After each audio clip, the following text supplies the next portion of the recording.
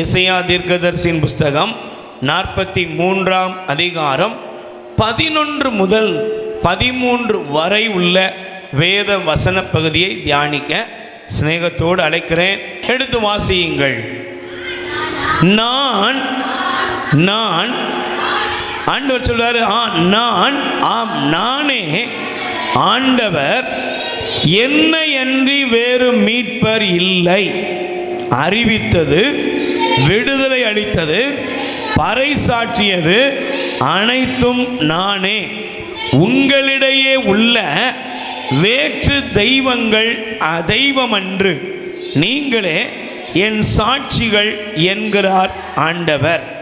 நானே இறைவன், என்னாலும் இருப்பவரும் நானே. என் கையில் இருப்பதை பறிப்பவர் எவரும் இல்லை. நான் செய்ததை மாற்றி அமைப்பவர் எவர்? அல்லேலூயா சொல்லுங்க, அல்லேலூயா. பிரியமானவர்களே, ஆண்டவர் கேட்கிறார், நான் தான் ஆண்டவர். பிரைஸ் தி லார்ட் சொல்லுங்க, அல்லேலூயா. நானே ஆண்டவர். அல்லேலூயா. இன்னைக்கு நீங்க நல்லா கவனிச்சு பாருங்களேன். ஆண்டவருடைய இந்த வார்த்தை நம்ம இருதயத்தில் ஒரு புதிய ஒரு வல்லமையை தர வேண்டும். ஆமென். இன்னைக்கு அநேகர் கிறிஸ்தவர்களாக இருக்கிறோம். ஆனால் கிறிஸ்தவர்களாக இருந்தும் கிறிஸ்துவின் மீது என்ன இல்லை? நம்பிக்கை இல்லை. Price the Lord. நான் சமீபத்திலே ஒரு வாலிப மகள், அவளுக்கு ஏற்பட்ட ஒரு பெரிய வேதனையான நிகழ்வு என்னவென்றால், அவளை ஏதோ ஒரு தீமை ஆட்கொண்டு விட்டது. தீமை ஆட்கொண்டதன் விளைவாக அவள் சுய நினைவற்றவளாக அவள் பலவிதமான காரியங்களை அவள் செய்கிறாள். அதில் ரொம்ப வேதனையானது என்னன்னா, திடீர்னு அவளுடைய ஆடைகளை எல்லாம் அவள் என்ன செய்கிறது? அவளுடைய ஆடை அகற்றி மற்றவங்க பார்வையில் மிக வேதனையான ஒரு துயரமான நிலைமைக்கு கொண்டு போய் விடுவாள். இந்த பெற்றோர் அவளை பல விதத்தில் அவளை எப்படியாவது பாதுகாக்கணும் அப்படின்னு ஆசைப்பட்டாங்க. அவங்க செய்யாத முயற்சிகள் அல்ல. ஆனால் முடிவில் அவர்களை ஒரு நண்பர் நம்முடைய ஆலயத்திற்கு அவர் அழைத்து வந்திருக்கிறார். பிரைஸ் தி லார்ட் சொல்லுங்க, அல்லேலூயா. ஆனால் அவங்க யார் அப்படின்னா, இயேசுவை அறியாத பிள்ளைகள். தாயத்து தகடு என்னெல்லாம் உலக பிரகாரமாக உண்டோ எல்லாம் அவங்க பண்ணியிருக்கிறாங்க. ஆனால் ஒன்றும் நடக்கலை. லட்சக்கணக்கான பணத்தை அவர்கள் இழந்திருக்கிறார்கள்.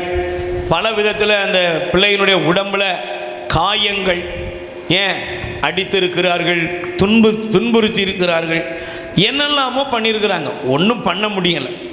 கடைசியில் கையில் காலில் எல்லாம் விலங்கெல்லாம் போட்டு அந்த பிள்ளையை கொண்டு வந்து விடுறாங்க. பிரைஸ் தி லார்ட் சொல்லுங்க, அல்லேலூயா. அப்போ அந்த பேரண்ட்ஸ், அந்த அப்பாவும் அம்மாவும் அழுகிறது என்ன? நாங்கள் என்னெல்லாமோ பண்ணிட்டோம், எங்கள் பிள்ளைக்கு விடுதலை கிடைக்கல. நாங்கள் செய்யாததெல்லாம் என்னெல்லாம் செய்ய முடியுமோ எல்லாம் செஞ்சிட்டோம்.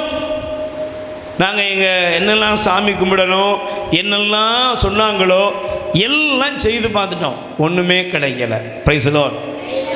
பிரியமானவர்களே, அந்த நிலையிலே அந்த பெற்றோர் சொன்னாங்க, நாங்கள் இந்த நண்பர் சொன்னார், வாங்க, ஏசப்பா நிச்சயமாக உங்கள் பிள்ளைக்கு என்ன கொடுப்பார்?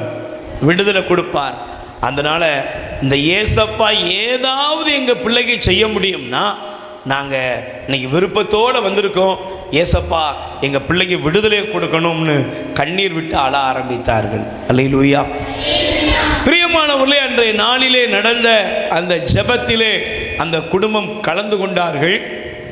ஆண்டவருடைய பிரசன்னம், நற்கருணை ஆண்டவருடைய பிரசன்னத்திலே அந்த பிள்ளை இருந்த பொழுது, நற்கருணை ஆண்டவருடையிலிருந்து வல்லமை புறப்பட்ட பொழுது, ஜனங்கள் எல்லாரும் ஆண்டவரை ஆராதித்த பொழுது, அந்த பிள்ளைக்குள் இருந்த தீய ஆவி அந்த பிள்ளையை அலைக்கழிக்க ஆரம்பித்தது. கத்தினால், கதறினால், பல விதத்தில் அந்த பிள்ளை அதை உபத்திரவப்படுத்தியது. ஆராதனையின் நடு வேளையில் ஆண்டவர் இயேசுடைய மகிமை அந்த பிள்ளையின் மீது இறங்கி வந்தது. Praise the lord. அல்லேலூயா. பிரியமானவர்களே, பாருங்க, அந்த பேரண்ட்ஸ் பார்த்துக்கிட்டே இருக்கிறாங்க. எல்லாரும் கதறி கூப்பிடும் பொழுது அவங்களும் சொல்கிறாங்க, ஆண்டவரே ஏசப்பா, என் பிள்ளைக்கு எப்படியாவது நீங்கள் விடுதலையை கொடுக்கணும். அல்லேலூயா. அந்த பிள்ளைகளுடைய உடலில் இருந்த மந்திர சரடுகள், தாயத்துக்கள் எல்லாவற்றையும் கலட்டி அவர்கள் தூக்கி பீடத்தின் முன்பாக தூக்கி போட்டார்கள். அந்த நேரத்தில் ஆண்டவருடைய விடுதலையை அந்த மகள் பெற்றால் 3 ஆண்டுகளுக்கு பின்பாக அவள் பரிபூர்ணமான விடுதலையை பெற்றதாக அவர்கள் அறிக்கையிட்டார்கள். Price the Lord. சொல்லுங்க அல்லேலூயா, அல்லேலூயா. 3 ஆண்டுகளாக அந்த நிலைமையில் அந்த பிள்ளை இருந்திருக்கிறார். என்னெல்லாமோ மந்திரங்கள், என்னெல்லாமோ காரியங்கள் உலகத்தில் உண்டோ எல்லாத்தையும் அவங்க தேடி இருக்கிறாங்க. ஆனால் எதுவும் நடக்கலை. இன்னைக்கு அவர்கள் இயேசுவை தன் வாழ்வில் சொந்த இரட்சகராக ஏற்றுக்கொண்டு ஆண்டவருடைய சாட்சியாய் அந்த குடும்பம் வாழ்ந்து கொண்டிருக்கிறது. அல்லேலூயா. இன்னைக்கு நமக்கு ஒன்று தெரியணும், என்னுடைய வாழ்க்கையில் இருக்கிற எல்லா பிரச்சனைகளிலிருந்தும் என்னை விடுவிக்க ஒரே ஒரு தெய்வம் உண்டு. என்னுடைய கஷ்டங்களை, என் துன்பங்களை, என்னுடைய அவமானங்களை, என்னுடைய நிந்தைகளை, என்னுடைய வியாதியை, என் வாழ்க்கையை பாழாக்க நினைக்கிற சாத்தானுடைய கிரியைகளிலிருந்து என்னை விடுவிக்க எனக்கு ஒரே ஒரு தெய்வம் உண்டு. அவர்தான் ஆண்டவராகிய இயேசு கிறிஸ்து. உயிர் வாழ உணவளிப்போம். இரக்கத்தின் ஊற்று கத்தோலிக்க தியான இல்லத்திலிருந்து பிள்ளைகளால் கைவிடப்பட்ட வயதான அப்பா அம்மாக்கள் 100 பேருக்கு தினமும் அவர்கள் இருக்கும் இடங்களுக்கு உணவு கொண்டு போய் கொடுக்கப்படுகிறது. அன்புக்குரியவர்களே, உங்கள் பிறந்தநாள், திருமண நாள், உங்கள் இல்ல வைபவங்கள், இறந்தவர் நினைவாக நீங்கள் உணவளித்து உதவி செய்யலாம். உங்கள் அன்பு கரத்தை நீட்டுங்கள். ஆண்டவர் உங்களை ஆசீர்வதிப்பார். எங்கள் முகவரி: இரக்கத்தின் ஊற்று கத்தோலிக்க தியான இல்லம், புன்னைக்காயல், தூத்துக்குடி மாவட்டம். அலைபேசி எண் 9894118201. கடவுள் உங்களை நிறைவாய் ஆசீர்வதிப்பாராக.